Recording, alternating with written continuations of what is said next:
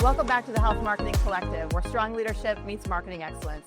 I'm your host, Sara Payne, and I'm coming to you from Health 2025, where we're spotlighting some of the bold voices that are shaping the future of healthcare. The Health Marketing Collective is powered by Imprella, a communications firm built for health brands determined to lead, not follow. We partner with marketing innovators who aren't just chasing attention, they're building movements. Connect with the audiences shaping the future of care and lead the conversations that move your market. Ready to rise above the noise? Visit Imprella.com. That's INPRELA.com. Let's create something that moves the market. Joining me is Andrew Lacy, CEO of Prenuvo. Thank you. It's great to be here. Yeah, thanks so much for joining me. Why don't we start with a brief introduction for people who may not know yet what Prenuvo is. Tell me what it's all about and what is the problem that you're solving in healthcare. So in some ways, Prenuvo is an annual physical of the future. The problem we're trying to solve for is that a health system doesn't really tell us a lot about our health. In fact, we go in for a physical or we go in for a checkup, and a lot of time we're not really told what's going on inside our bodies. It's sort of the health system is this one big false negative factory. Yeah. So at Prenuvo, what we do is we have this advanced physical with a foundation in imaging, but also including blood biomarkers to be able to diagnose life-threatening disease early and help you understand how the way you're living your life is impacting sort of your underlying health. I love that. I love that. Prenuvo isn't just imaging. It really is about a new mindset around prevention. What is the quiet part about how we're currently approaching diagnostics and early disease detection that really needs to be said out loud in order for change to happen?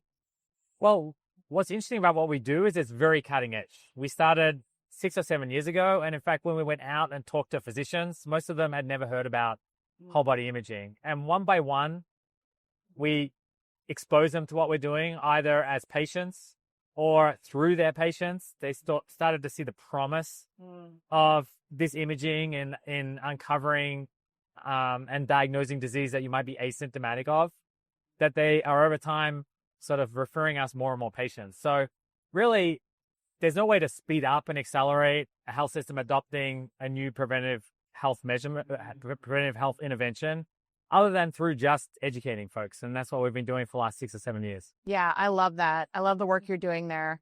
You've talked about this massive opportunity and potential that we have to redirect the billions and even trillions of dollars that we're spending on end stage, late stage disease treatment, really to the front end, right? Redirect that early disease detection and prevention. But that's going to take, it's a massive mindset shift, a massive systems shift. So what are the uncomfortable truths that we need to embrace in order to make that even possible? Well, just to recap on this in the context of cancer. So we have a few cancer screening exams for colon cancer, for breast cancer, we have PSA tests for prostate cancer for men. But those screening approaches only capture about 14% of all of the cancers that are ultimately diagnosed. So we have these big blind spots in a healthcare system. It's only through really challenging the status quo and saying, well, is that all that we can aspire to as a health system? Are there other ways that we can approach early diagnosis and disease management, catching things before they become chronic?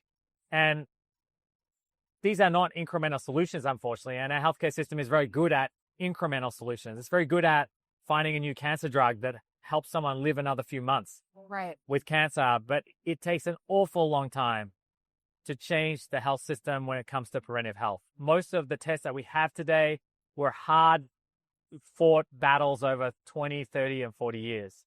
What we hope the health system can do today is to take a step back and say, well, are we happy with what we have? And is there a fundamentally different way of approaching healthcare that's rooted in proactive health? Great point. And you brought up, breast, colon, prostate. There are other areas of the body where we aren't getting those annual screenings necessarily, like the liver, the kidneys, the brain, right? Like now, this is a huge opportunity to be looking at the body more holistically. Well, even we're starting to see cancer in a lot of younger people. So even in those areas where we do have these screening tests, they're not necessarily available for people at the time they're getting diagnosed with these cancers. Very good point. I think the paradigm needs to shift. I think there are more people that are having a dialogue about this and what health system we want to have today than ever before in the history of medicine. That's exciting. It's exciting. And you come to a conference like Health, you see so many companies with different interventions out there. I'm not necessarily sure what's going to, what will succeed and what will fail, what's clinically validated, what isn't. But the sort of conversations that we're having today, we wouldn't have been having 10 or 20 years ago. Yeah, great progress for sure. Great time for technologies like yours. I've heard you say that you've spent quite a bit of time in the clinics with patients that are getting scanned, and that the universal emotion that they express at the end, whether or not they're getting a cancer diagnosis or a clean bill of health, is one of gratitude. Yeah. And yet I know from personal experience, family, friends, etc., that thinking about going into something like this brings a lot of fear and anxiety.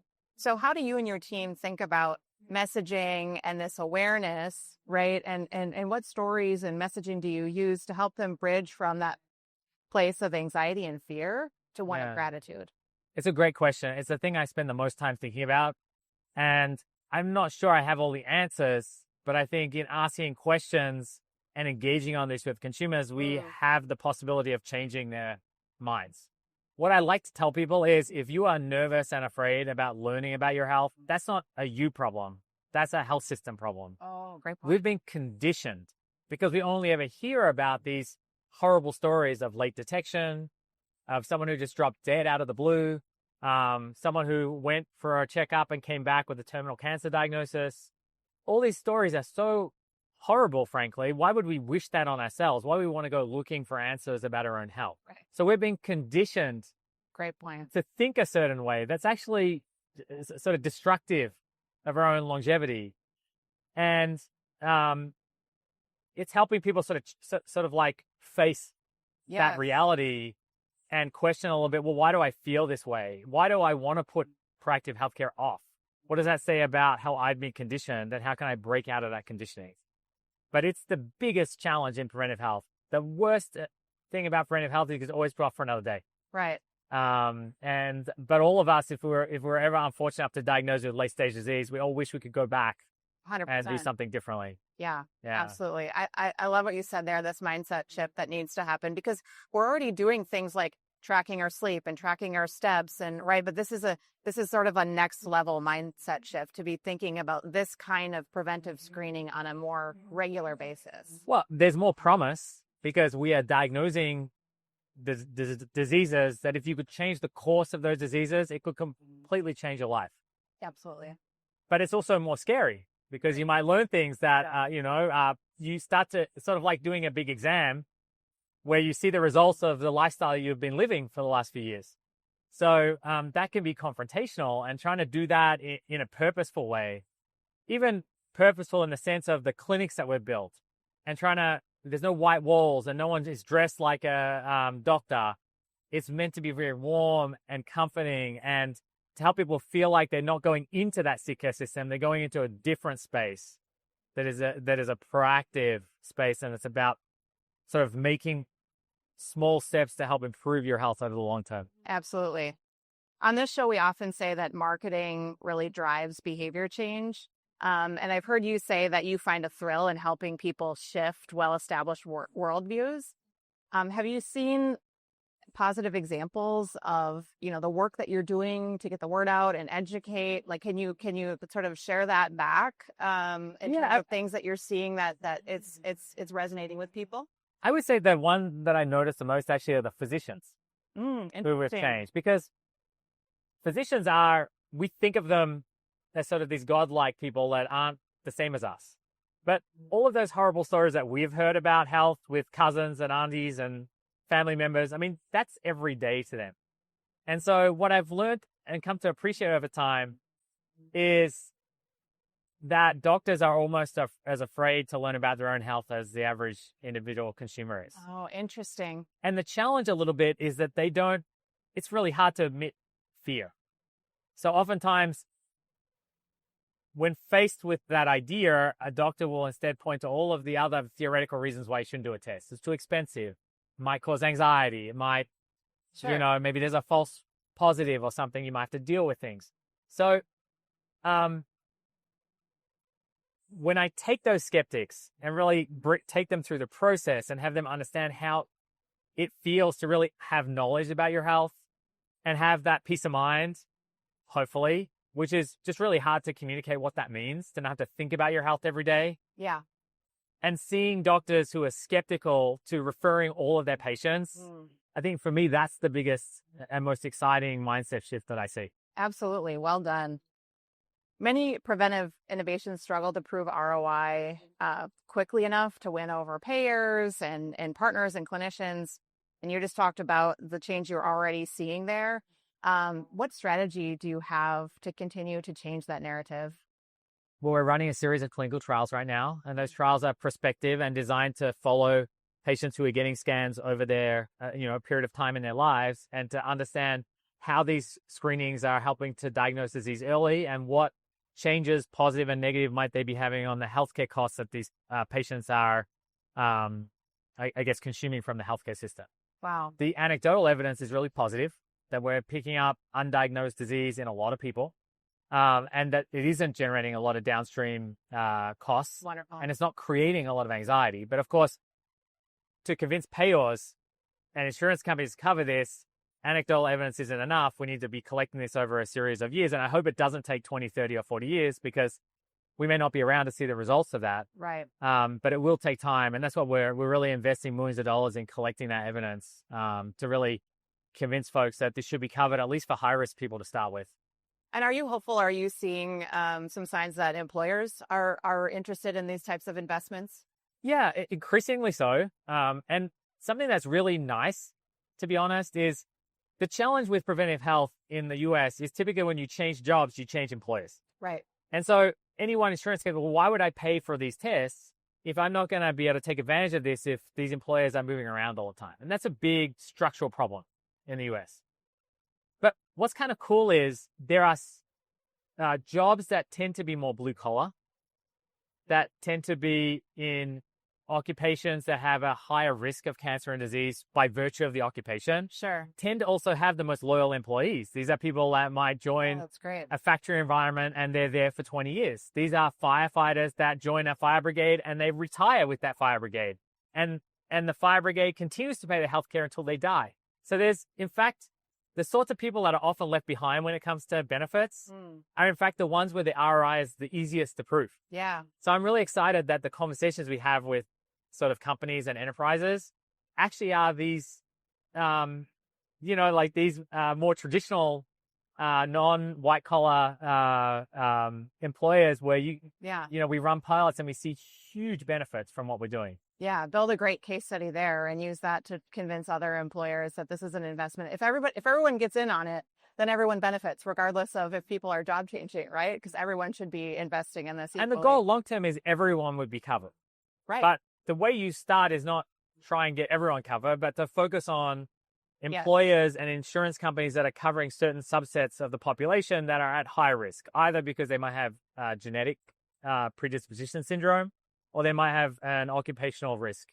And if we can start there, I think, and continue to collect evidence, we can expand over time coverage for the wider population. Love that. If you could share one uncomfortable truth about the future of healthcare, what would you say? One uncomfortable truth. I start to worry. There's a lot of people out there that think that doctors are not interested in them being healthy, in their health. We see this when we run a lot of stories on Instagram and so on, and someone might say, hey, Prenuvo helped me find cancer. And sometimes there'll be a lot of messages from people saying, oh, doctors just want you to get it as an advanced stage because they make more money, or drug companies want you to have a stage 4 because then they can. So I think what makes me uncomfortable is I've met a lot of wonderful actors in the healthcare system that individually really, want to do the best by their patients. But the uncomfortable truth is the health system as it's set up, there's sort of the accumulation, the conglomeration of all these individual actors with good intentions is a system that doesn't work. Yep, absolutely. Well, Andrew, thank you so much for joining me. This conversation was honest and rooted in some uncomfortable truths, but I appreciate you leaning into that and using your voice to drive for change in the system. And yeah, I'm really grateful that you've joined me. And I want to say to our listeners, to our viewers, Prenuvo has very generously offered a discount code. We will put that in the show notes so that you can take advantage of that and for them to get their very own full body MRI scan. Thank you. Thanks for having me. Available nationwide? Yeah, we have clinics now in 25 locations in the US and in Canada and in Australia, where I'm from, and in the UK. So we're starting to go where as many people are. Wonderful. Thank you so much. Thank you. From the floor of the Health Conference 2025, this has been the Health Marketing Collective. Thanks so much for joining us. We'll see you next time.